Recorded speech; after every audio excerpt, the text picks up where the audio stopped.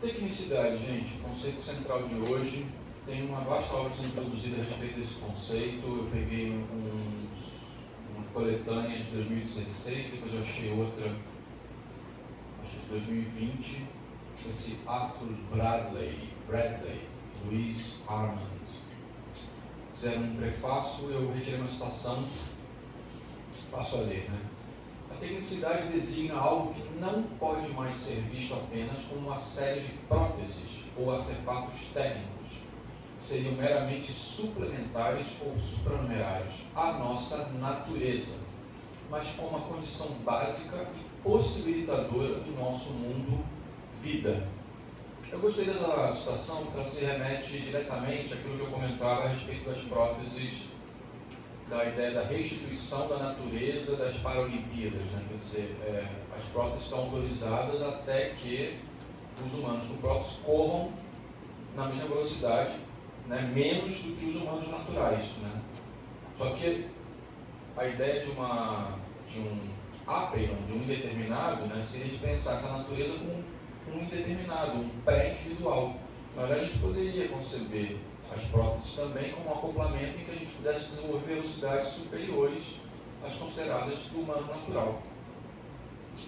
Isso significa que a ontologia, né, o que existe, o modo de ser, como uma reflexão sobre o ser, né, está sobretudo envolvida não apenas como um objeto cognitivo que pode ser descrito como técnico, mas como uma operação de reflexividade que poderia ser descrita como a própria apoteose da tecnicidade.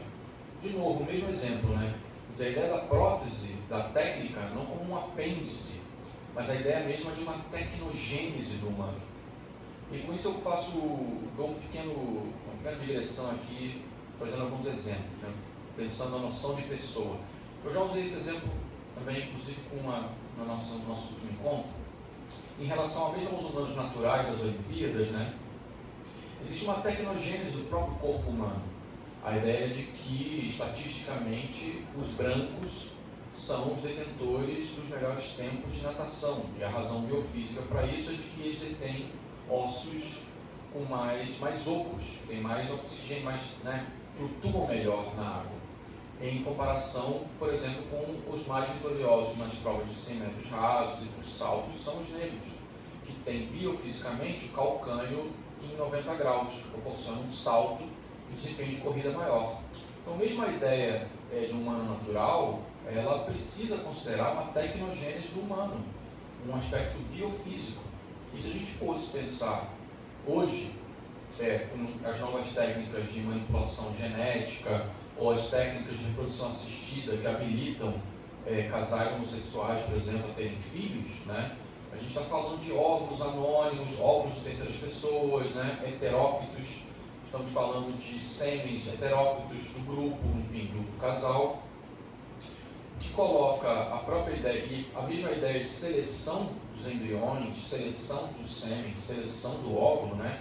Coloca então um gesto técnico sobre a seleção desses materiais como uma tecnogênese do humano informacional.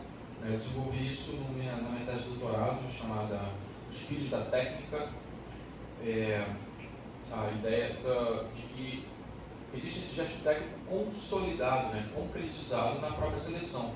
Esse é o debate que o Habermas faz com o Peter Sloterdijk, em seu livro A Natureza Humana, o futuro da natureza humana, em que se instaura, digamos assim, no ano 2000, a tradução para o português, o debate sobre o pós-humanismo. O Habermas está dizendo que existe um processo de eugenia nessa seleção de gametas, né?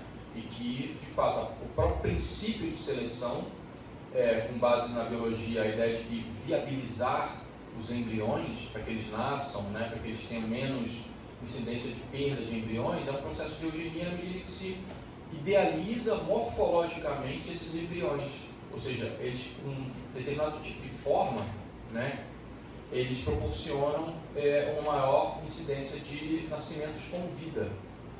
Essa ideia, ela se contrapõe à ideia de uma diversidade populacional, ou seja, a ideia de que eventualmente não é a funcionalidade do nascimento com vida que poderia determinar a diversidade humana, Na verdade, a diversidade humana pressupõe que a gente tem uma carga genética que pode pensar ao longo da vida determinadas capacidades de adaptação a futuras enfermidades, né? Genes aí que estariam podendo imunizar uma determinada população, serem aproveitados no futuro, ao invés de uma idealização morfológica objetiva em relação a esses embriões, a esses gametas, a todo esse material, esse processo de eugenia, que o Habermas vai classificar de eugenia liberal, na medida que quem tem grana é quem pode, na verdade, fazer essa seleção genética, né? Selecionar um sêmen mais saudável, ou um óvulo mais saudável, um embrião que passa por um escaneamento, tem umas técnicas, são várias técnicas, né? Escaneamento, exame genético pré-implantacional, é um exame que se faz sobre o embrião para verificar se tem um conjunto de, se encontra algum tipo de doença mapeada pelo projeto Genoma, que são centenas de doenças genéticas transmitidas, como por exemplo o BRCA1 e o BRCA2, são genes conhecidamente causadores de câncer de útero e de mama nas mulheres. Então, se mapeia no embrião que esse gene está lá, não se injeta esse embrião para desenvolvimento na mulher. E por aí vai, né? Então essa eugenia liberal também representa uma tecnogênese do humano. E o argumento que eu sustento nessa minha tese é de que cada técnica aplicada a determinada fase do desenvolvimento embrionário ou do gameta representa uma tecnogênese específica, né, desse ser humano. A ideia de que justamente nós não somos, a ideia de que o nascimento com vida reduz ao sucesso ou ao insucesso do humano natural, não é suficiente para pensar de que esse humano natural passou por um processo de tecnogênese anterior, né, de seleção genética, de seleção de gametas, de intervenção sobre sua morfologia interna, idealização morfológica, colocando a gente numa evolução populacional que se contrapõe à ideia mesma de variabilidade da natureza, né? A idealização morfológica dos gametas e dos genes vai na contramão da variabilidade da natureza, que é precisamente uma carga genética que a gente tem que pode imunizar, ajudar a gente a resistências futuras que não estão previstas, ou seja, a ideia de que a natureza pode estar, né, vacinando a gente para doenças futuras e condições futuras, sendo que a lógica é essa epistemologia do passado, né? Mapear os genes baseados em doenças pregressas, verificar na família quem já teve esse tipo de doença genética ou não e tal. De novo, essa epistemologia que se volta para um conjunto de dados sobre uma realidade já conhecida, e não a ideia de que a variabilidade genética pode abrir a gente para uma prevenção de condições futuras, né, ou potencializações futuras. Então aqui uma dupla tecnogênese, né? Uma tecnogênese pensando no acoplamento do humano-máquina, em próteses que coloca a gente no indeterminado, um pré-individual, joga a gente num lugar, o cadeirante deixa de ser um deficiente, no sentido, né, capacitista, e passa a ser uma pessoa com um complemento humano-máquina diferente da gente que anda com as pernas, assim como aquele que corre com a prótese na Paralimpíada pode estar habilitado aí numa transvaloração a que ele não seja limitado nessa prótese a correr no máximo do limite do humano natural, né, do Ben Johnson, do Usain Bolt e tal, que são os grandes humanos naturais, que são os mais rápidos do planeta. Por que não pensar que as próteses podem fazer parte desse universo indeterminado, né, de que o humano ele pode ser, nós somos seres técnicos, né? Essa é a passagem da tecnicidade, como a gente vê uma tecnogênese do humano. Isso é muito fácil de entender, de ver, por exemplo, quando a gente compara, de novo, fazendo referência ao texto do Marcelo Moser, as técnicas corporais. O próprio desenvolvimento da categoria de pessoa, da noção de pessoa, tem a ver com o desenvolvimento de habilidades. Um pescador, né, tem um trabalho célebre do professor Carlos Salchuk, o arpão e o anzol, um doutorado, em que ele compara o pescador que desenvolve uma habilidade para pescar com arpão de um pescador que desenvolve uma habilidade para pescar com anzol. E esses dois pescadores, embora a categoria pescador unifique-os, eles têm uma noção de pessoa totalmente distinta, porque a habilidade que um desenvolve é bastante diferente da habilidade que o outro desenvolve. São diferentes características, diferentes músculos, diferentes maneiras de pescar que fundam essa outra noção de pessoa. Então, no limite que a gente está discutindo aqui, são diferentes noções de pessoa em que o acoplamento humano-máquina pode ser pensado à luz de uma tecnogênese contemporânea, né? tanto do ponto de vista de um híbrido, né, de um humano silício, de um ciborgue, né, nos termos da Dana Harvey, quanto de uma tecnogênese sendo pensada aí à luz das técnicas de manipulação genética e prevenção de doenças e decisão sobre, quer dizer, isso ou seja, dizendo com isso que a ideia de uma natureza, a ideia de que um embrião desse ele é mais viável se ele for morfologicamente idealizado, isso cai por terra, né? Na verdade, a gente teria que discutir se nós queremos que os próximos humanos sejam morfologicamente idealizados ou se isso representa um prejuízo para a variabilidade genética.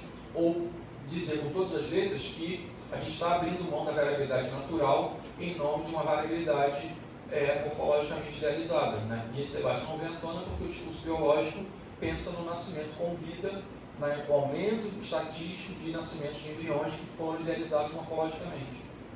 Isso, com outros problemas interseccionais, né, que seriam, quem se expõe nesse processo todo é o corpo da mulher, que sofre hiperovulação, coloca, né, injeções, tem que passar por dietas e tal, quer dizer, não é o corpo do homem que passa isso. Variações do ponto de vista de acesso econômico, né? A gente sabe que quem tem acesso às técnicas pagas, no Brasil especialmente, são mulheres brancas, né, de classe média, que estão importando sêmen dos Estados Unidos, em cima de um cardápio idealizado, de tal, de cor de olhos, de tal. Então, assim, existe uma tecnogênese em curso que é mascarada na ideia de um nascimento com vida, né, de bebês, o sonho de se ter um bebê, né? É como se a gente tivesse direito a ter filhos, né? Existe o direito a ter filhos, né? O direito a ter filhos é diferente do direito à família, né? O direito à família é garantido, e é isso que permite o casamento homossexual, trisal, já no Brasil, enfim, por aí vai. O que é diferente de uma tecnogênese do humano baseada em conceitos, né, como eugenia liberal, né, que na verdade é disso que se trata. E a alienação técnica opera aí mais uma vez, né, dizendo que, não, no final das contas, estamos falando de seres humanos, né, como isso vai ser insensível ao sonho da família, por que casais homossexuais? Eu não estou dizendo que os casais não têm direito a ter filhos, né, eu estou dizendo que permitir que eles tenham filhos tem que colocar na mesa de que essas crianças, inclusive o maior beneficiado nessa relação, não são os pais, são as crianças, né? As crianças têm que ser protegidas nesse sentido. No Brasil, a doação de sêmen é anônima e gratuita, mas toda pessoa tem direito a saber sua ascendência genética. Isso é lei também, existe uma contradição evidente, né? Então, o direito à paternidade e à maternidade se sobrepõe ao direito da criança em saber sua origem genética. Isso funciona no Brasil, funciona em todos os países onde a doação de sêmen e óvulo é anônima e gratuita.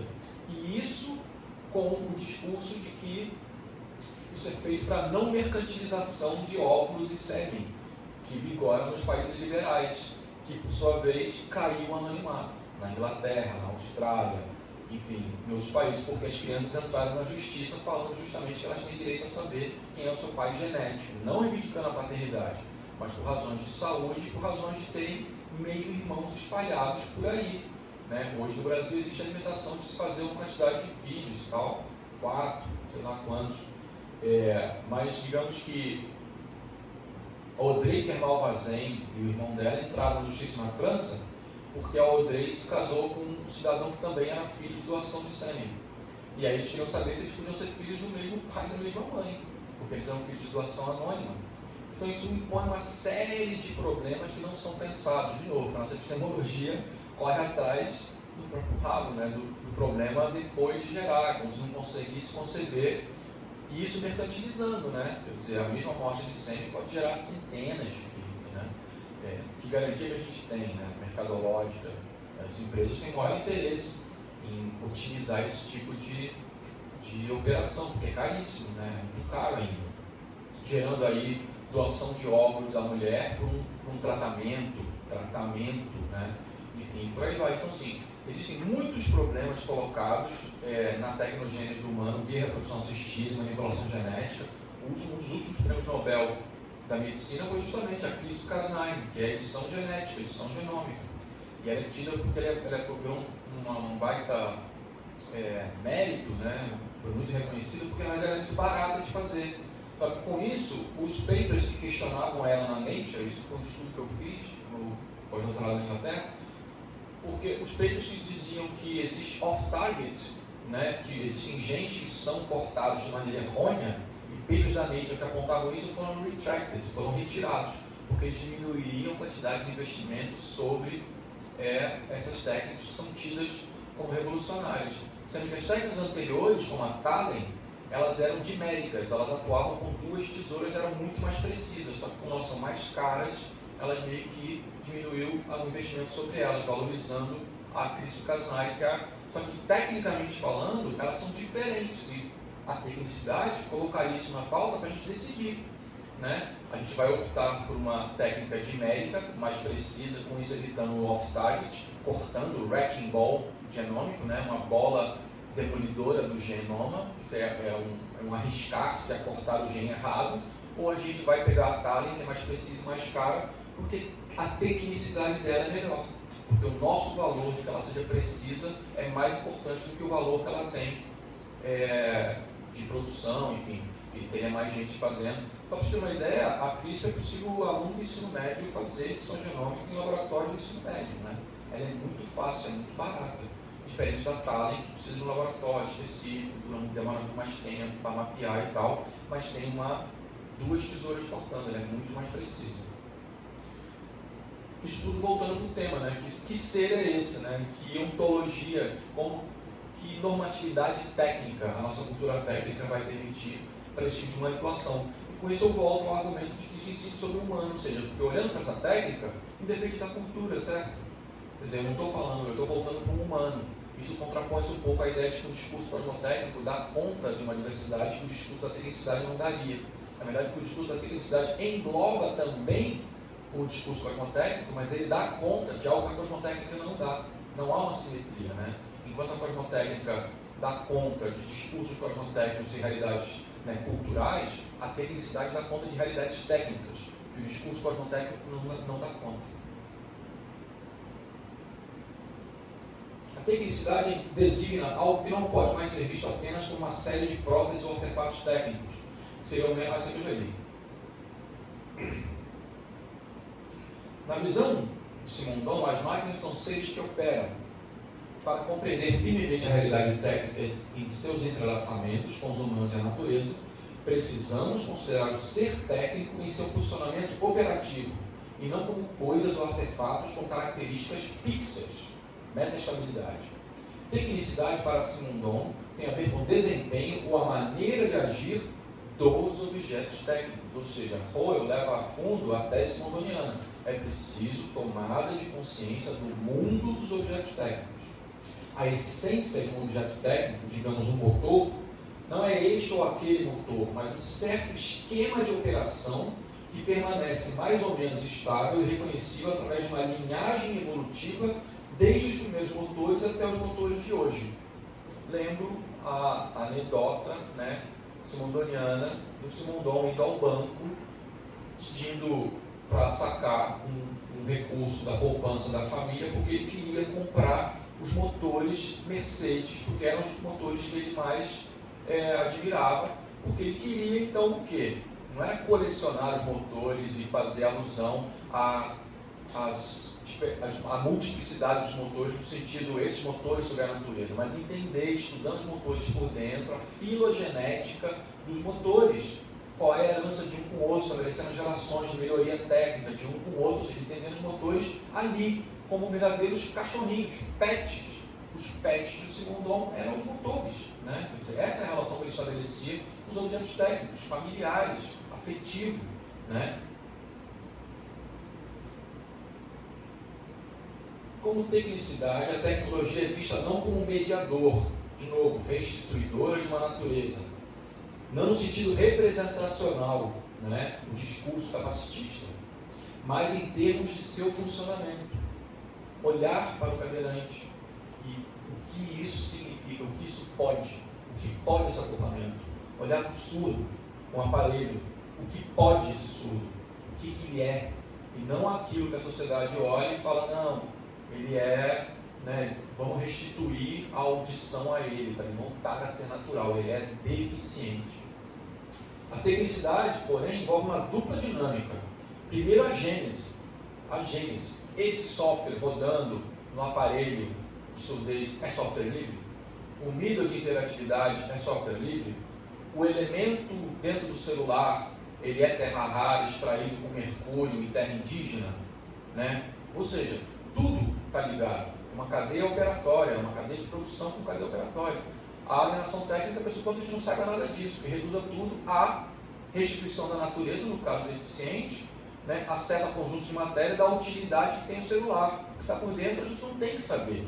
A ideia é que a gente não saiba, porque aquilo é técnica, aquilo é, na linguagem cortesã, né? Aquilo não interessa, aquilo é da ordem dos técnicos. Os técnicos não são os produtores de cultura, de símbolo. Quem produz símbolo é o nobre, é a corte. A linguagem cortesã, eu já citei isso, Gaia Ciência, Nietzsche. A linguagem técnica, ela é menos nobre do que a poesia, do que a linguagem criadora de metáfora, de significado. Vocês vão estar reunindo isso. Então a gente precisa voltar à linguagem técnica para a gente normatizar a nossa relação com os objetos técnicos a partir do conhecimento da técnica por dentro. No nível da própria tecnologia, encontramos o objeto técnico em evolução, onde a concretização tem prioridade. A concretização do celular vai ter prioridade se a gente entender que o elemento técnico que está sendo feito ali, ele é sustentável, foi retirado de maneira sustentável, não invadiu terra de indígena, não poluiu a terra, né? Isso é importante. Em segundo lugar, o genético. Em resposta à questão da tecnologia, só pode ser dada se nos concentrarmos nas forças formativas da tecnologia, em como ela afeta a identidade de outros seres. É o que eu estou insistindo aqui o tempo todo. E agora eu estou incluindo nesses outros seres as crianças que nascem com modificação genética. Elas estão se questionando no meu estudo, e eu digo que é o meu porque é uma tese de doutorado, é bastante original, não tem estudo parecido no Brasil. As crianças colocam seu discurso como eu não queria ter nascido Frankenstein. Né? Eu preferia ter sido gerido, fecundado numa noite de lua cheia, num jantar romântico dos meus pais, e não num laboratório frio. As crianças falam isso. Elas são esses seres modificados, porque elas têm a noção de que, quando sabem que foram modificados, isso tem aspectos genéticos nelas. Genéticos não no sentido da genética do código genético, mas do gene, do ser delas. Elas são esses seres, essa tecnogênese modificados. Eles não se consideram muitos desses seres naturais, a despeito do discurso que diz que vocês são seres humanos como os outros. Muitos deles dizem que não, lamento dizer, mas eu não nasci como a maioria de vocês nasceu. Eu sou produto de um experimento de laboratório. Isso é um discurso recorrente nos filhos da técnica. Nós podemos fazer isso? Essa é a pergunta. Os seres humanos, por favor.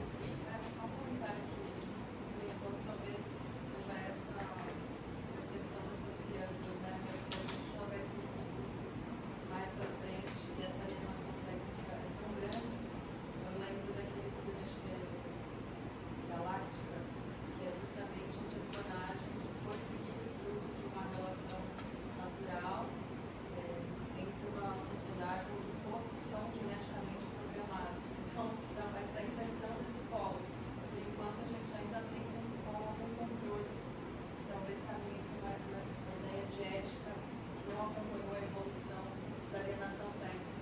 Mas esse filme ilustra que pode acontecer ali na frente, né? É uma virada que é bem certa a gente está. Sim, mas no limite é isso. A gente está dizendo que, na verdade, a gente está enfatizando as diferenças, não estabelecendo, e que os valores humanos, nossos valores, eles deveriam dizer o que pode e o que não pode. A questão é que a técnica caminha por conta própria, via investimento financeiro. As mães, mulheres solteiras podem engravidar à vontade, se elas puderem pagar com o sêmen. Falando especificamente do caso brasileiro, a maior incidência é de sêmen importado dos Estados Unidos. Não é isso, tem dados. A Anvisa mapeou isso. Tem lá o ProCid de São Paulo, é isso. Eles importam dos Estados Unidos. Então, assim, aí as crianças, assim, falam assim, pô, meu pai está nos Estados Unidos, né? Eu queria conhecê-lo e tal. Por outro lado, isso aponta para o tema da prótese, né? Por que a nossa cultura, com essa coisa da Olimpíada, né? Por que a gente também não está arrancando o braço, arrancando mão, arrancando perna e botando braço de ferro para desempenhar melhor um determinado tipo de atividade? O que nos impede de fazer isso? É uma ideologia sobrenatural, porque a prótese já é uma realidade nos deficiente. Mas porque aí eles ainda são deficientes, ainda existe uma certa naturalização fictícia, né? Se a gente substituir a natureza pelo pré-individual pelo áper, a gente vai falar do indeterminado, que é o transgênero, né? Que é, ou seja, a gente já está caminhando a passos largos para isso, né? Mas aí o transgênero dá problema nas Olimpíadas, porque a pessoa que se declara mulher tem hormônios masculinos e é gigante. Enfim, então a nossa maneira de organizar está bagunçada nisso tudo, porque não está acompanhando. Pode avançar de um lado, mas ainda tem um freio do outro lado, dizendo não, mas não é bem assim. Porque no fundo a cultura não dá conta, a técnica dá conta. Essa é a grande virada. Porque a cultura é cosmotécnica, é cosmos, né? Cultural, enquanto a tecnicidade é valor. Para compreender bem o estatuto da tecnicidade dos objetos, é preciso captá-lo nesse devir que defaz a unidade primitiva.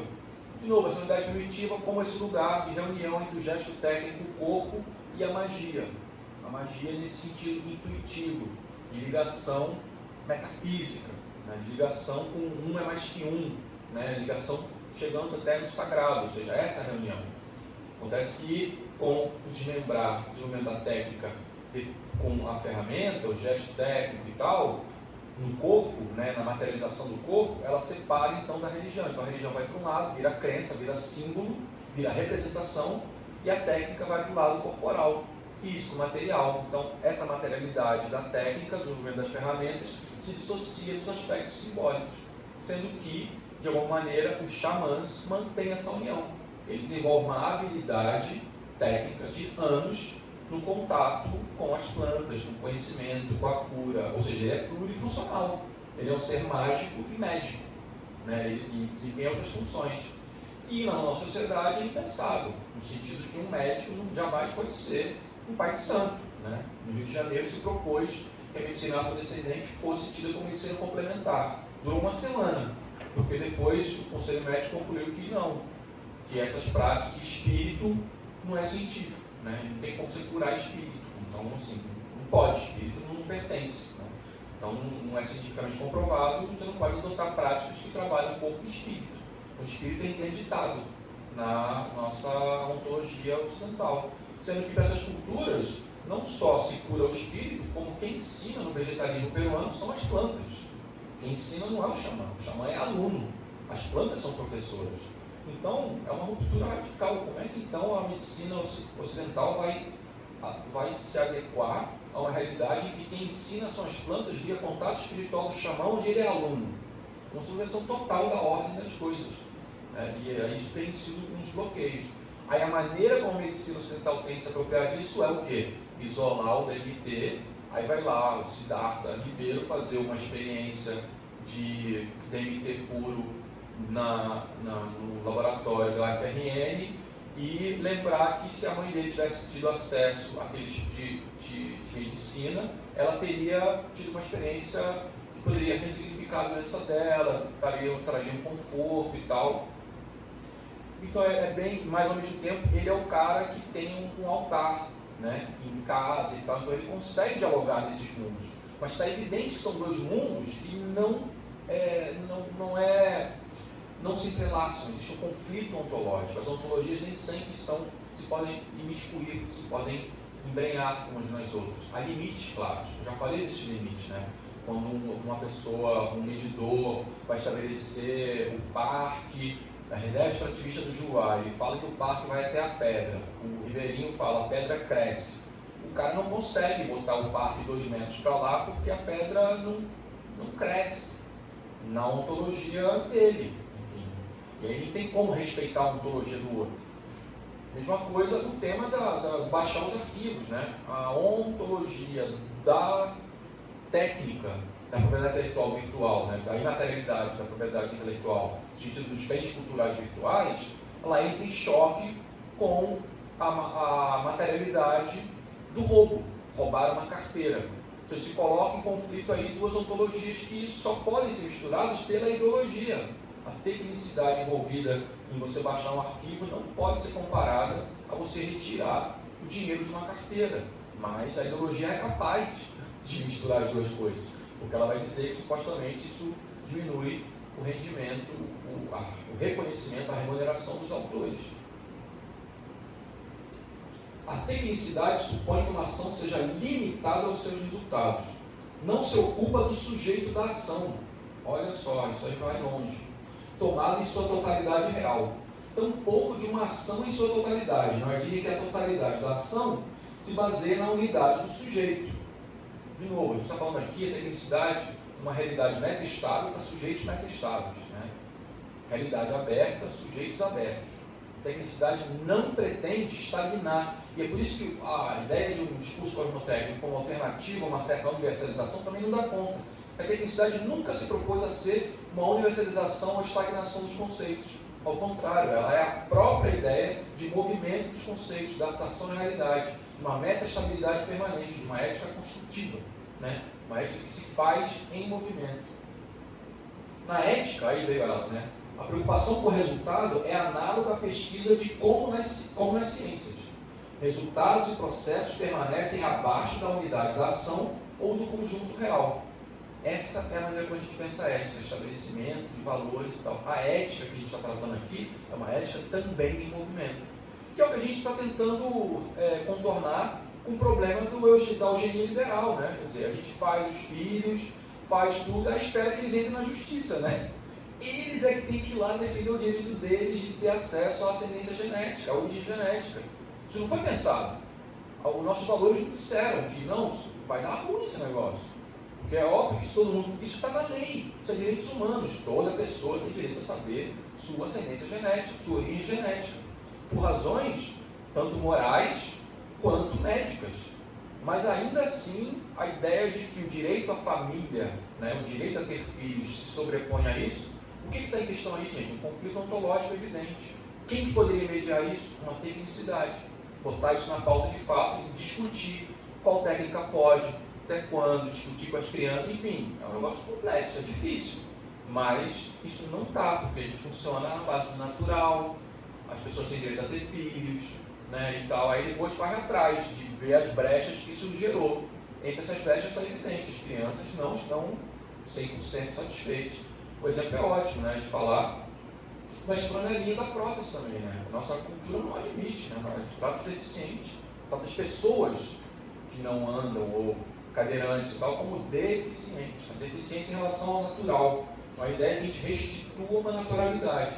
É a mesma coisa essas crianças. As crianças não podem conceber que elas não são naturais, mas a gente inventa, né? A gente mente, porque elas nasceram com vida. Então natural porque nasceu com vida. E com isso esquece toda a tecnogênese delas. Elas foram modificadas, escolhidas, selecionadas morfologicamente, né? E aí fica tudo no natural. Nasceu, está com vida, está saudável, né? É saudável, é fortíssima, né? Saúde como oposto a ter doença. Mas qual é o bem-estar psicológico dessas crianças? Muito problemático, garanto a vocês. Isso está na literatura, né? Tem livros e livros. Não está bem resolvido isso. Elas têm que fazer terapia, têm que dar conta de serem diferentes.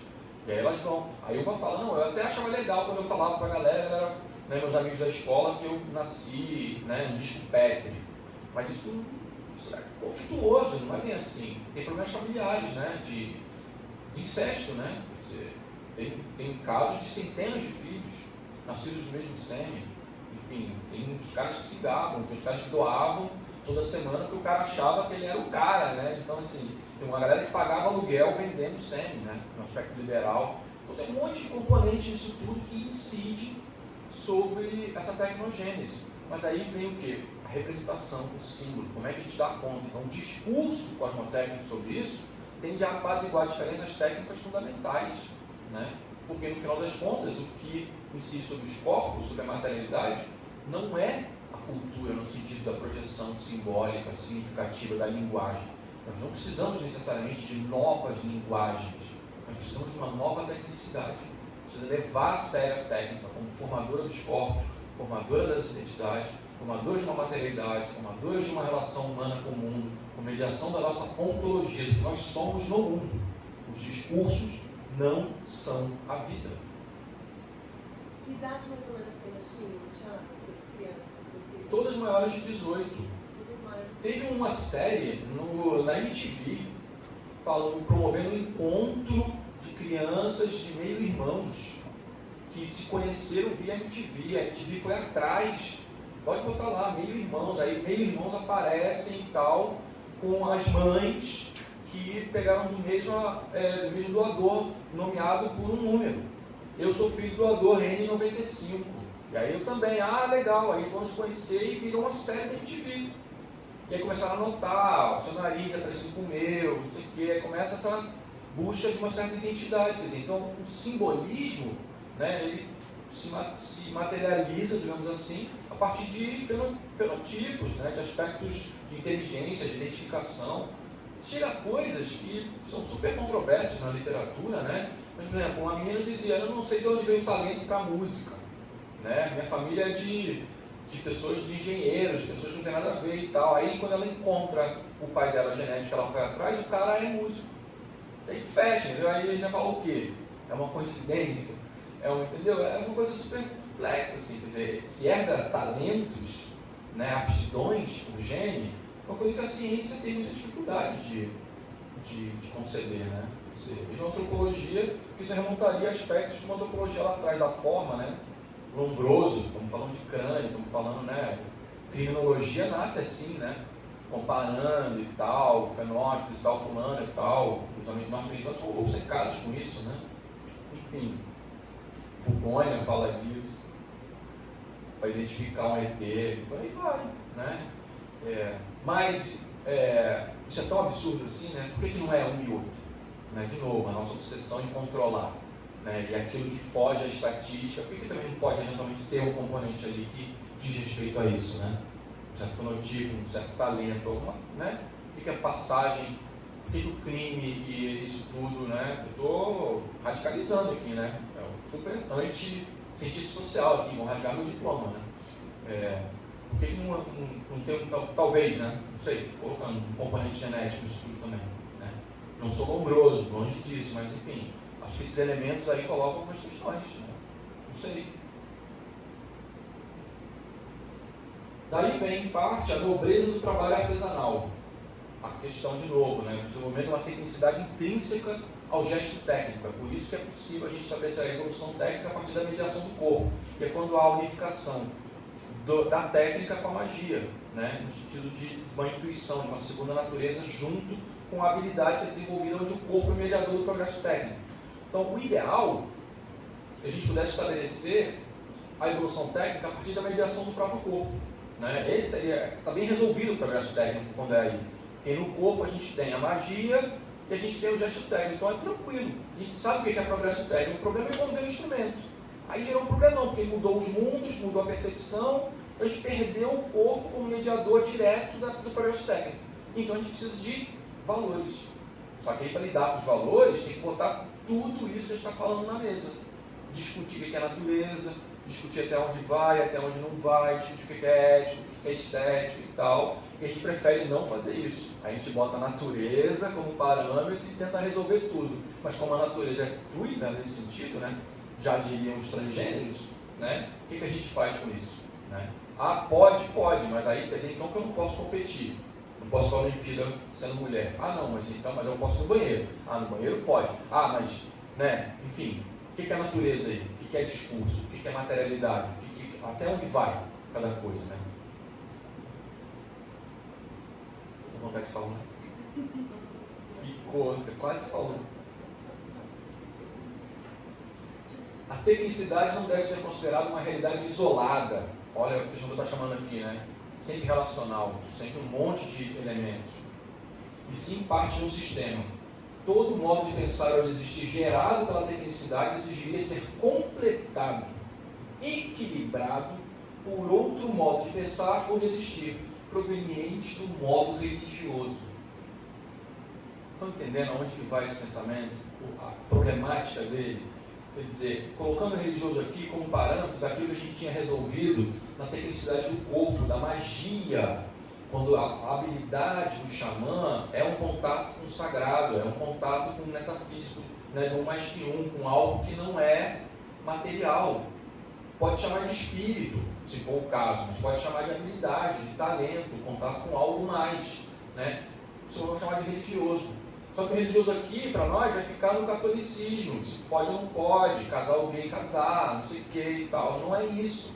É o religioso restituindo um lugar onde o corpo e a materialidade do gesto técnico não resolve, né? Essa reunião, e é por isso que é tão complexo, por isso a tecnicidade é um conceito mais sofisticado do que o discurso cosmotécnico, que é um empobrecimento na linha do discurso, porque o discurso vai resolver, porque o discurso vai incorporar a multiplicidade das religiões, vai falar tal religião diz, a religião dos indígenas diz isso, a maneira como eles pensam o cosmos diz aquilo, e beleza, e vai legitimar isso, sendo que isso não vai resolver o problema da técnica, ou o problema de uma evolução técnica, de uma relação com a técnica, que não seja alienada. O discurso vai poder continuar alienado e legitimado. E aí, inclusive, provocativamente, na nossa literatura contemporânea, desde o texto magnífico da Patriarch Spivak, de 86, o lugar de fala, né? Quem somos nós para questionar o discurso do cara que está falando lá que é isso mesmo? Ou seja, aqui há uma antirrelativização também. É preciso colocar tudo na mesa sim. Isso vale, por exemplo, para a discussão com os nossos parentes, né? Discutindo então o que eles estão querendo fazer agora concretamente, né? Exemplos. Na atribuição de reconhecimento de terras indígenas norte-americanas, se atribui título de propriedade para os indígenas. O que eles fazem muitas vezes com isso? Vendem ou alugam para cassino, certo? Então é absurdo o governo brasileiro não dar titulação para os indígenas e eles poderem fazer o que eles querem. Ou, se os indígenas se organizam agora, que estão dentro da FUNAI, estão querendo patrimonializar a ayahuasca, ou essas plantas, para poder ter o seu direito autoral, se essas plantas reconhecidas. A patrimonialização da ayahuasca representa a possibilidade de, finalmente, a indústria farmacêutica pagar os direitos autorais, os indígenas receberem o seu direito autoral, isso vai virar farmahuasca, vai virar pílula concentrada e tal, né? Então, assim, quem é você, antropólogo, para falar que os indígenas não têm direito de terem o seu direito autoral reconhecido sobre a farmahuasca, sobre a ayahuasca, para virar pílula? Se eles querem, se eles estão pensando nisso, sai de campo. Esse é o lugar de fala deles, esse é o direito deles, né? Só que a gente sabe que o capitalismo funciona assim. A gente sabe como é que está sendo operada essa relação. A gente sabe que, no final das contas, o capitalismo venceu a batalha na internet e sabe que o capitalismo vai vencer, provavelmente, a disputa com a farmácia dessas plantas medicinais. E aí? Nosso papel é dizer amém, está tudo certo, o lugar de fala de vocês deve prevalecer e nós não vamos falar nada, né? Eu falo e gravo. Essa investigação postula que a tecnicidade é uma das duas fases fundamentais do modo de existência constituída pelo homem e o mundo. Chegando ao final, acabei usando, eu te falei que eu usava, né? Eu tenho essa imagem para terminar, uma coisa bastante didática, assim, em cima do que a gente está falando, né? O tema todo, para chegar na tecnicidade, a gente precisa reconhecer, então, voltando ao aspecto mais pedagógico possível, né?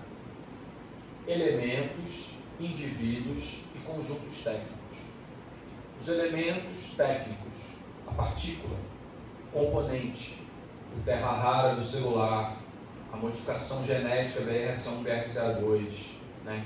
O que são os elementos, o que funciona ali, o que é o indivíduo técnico, quando ele ganha uma forma e aí é operável no mundo em relação a outros indivíduos técnicos, onde a gente coordena os conjuntos técnicos. Então, a tecnicidade é a capacidade que a gente teria de transvalorar a usabilidade, a mera funcionalidade, nasceu vivo, não nasceu vivo, né? Funciona como interface de computador, ou não funciona como interface de computador, para algo muito mais sofisticado, não só como discurso ideológico. Funciona para a gente ter acesso ao mercado de trabalho, funciona porque finalmente eu consegui ter um filho depois de 20 anos tentando e tal, agora eu tenho minha família, realizei meu sonho, funciona, etc. Realizando então, colocando o humano como maestro disso tudo, né?